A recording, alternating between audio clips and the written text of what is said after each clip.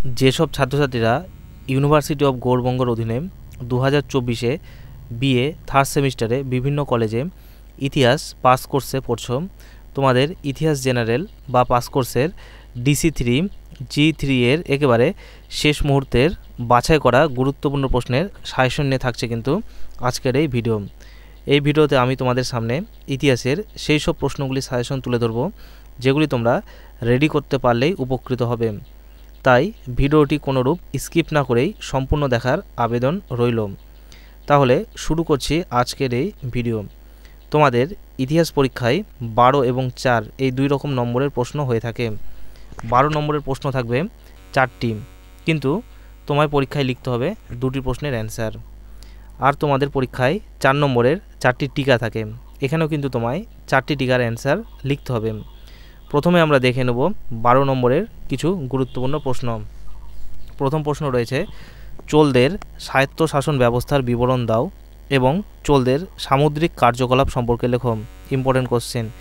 এরপরের প্রশ্ন রয়েছে, পাল, প্রতিহার ও রাষ্ট্রকূটদের মধ্যে সংঘটিত ত্রিদলীয় সংগ্রাম বা ত্রিশক্তি সংগ্রাম সম্পর্কে লেখো এবং এর গুরুত্ব লেখো। Important question. এরপরের প্রশ্ন রয়েছে, গুপ্ত সাম্রাজ্যের বিস্তার ও সংহতি স্থাপনে গুপ্ত সম্রাট দ্বিতীয় চন্দ্রগুপ্তের ভূমিকা সম্পর্কে আলোচনা করো। এরপরের প্রশ্ন রয়েছে, গুপ্ত যুগে ভারতের সামাজিক, অর্থনৈতিক ও প্রশাসনিক ব্যবস্থার বিবরণ দাও। এরপরের প্রশ্ন রয়েছে, বাতাপির চালুক্য কারা? চালুক্যরাজ তৃতীয় পুলকেশীর অবদান সম্পর্কে লেখো।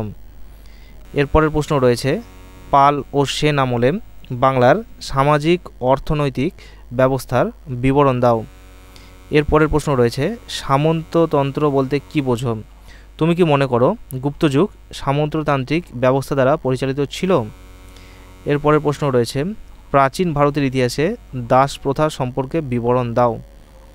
এর পরবর্তী প্রশ্ন রয়েছে তোমাদের, পল্লব যুগের শিল্প, স্থাপত্য ও ভাস্কর্য সম্পর্কে লেখো। এরপরের প্রশ্ন, গুপ্ত যুগকে সুবর্ণ যুগ বলা হয় কেন? এরপরের প্রশ্ন রয়েছে, হুন কারা? হুন আক্রমণ প্রতিরোধে স্কন্দগুপ্তের ভূমিকা সম্পর্কে লেখো।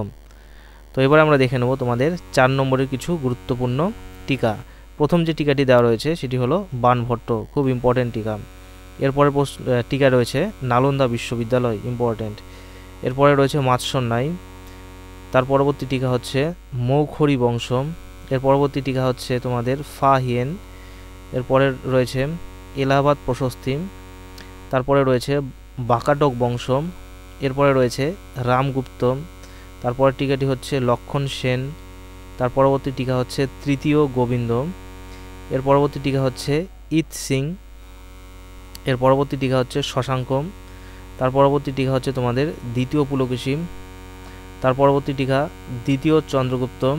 এরপরে রয়েছে আর্যভট্ট এবং সর্বশেষে যে টিকাটি দেওয়া রয়েছে সেটি হলো চোল স্থাপত্য ও শিল্পকলা। তাহলে এই ছিল তোমাদের বিএ থার্ড সেমিস্টারের ইতিহাস জেনারেল DC3 G3 এর সাজেশন। ভিডিওটি ভালো লেগে থাকলে চ্যানেলটি অবশ্যই সাবস্ক্রাইব করে পাশে থাকা বেল আইকন ক্লিক করে দেবে পরবর্তী আপডেটগুলো নোটিফিকেশন আকারে পাওয়ার জন্য। আর যারা চ্যানেলটি সাবস্ক্রাইব করেছো তাদেরকে জানাই অসংখ্য ধন্যবাদ।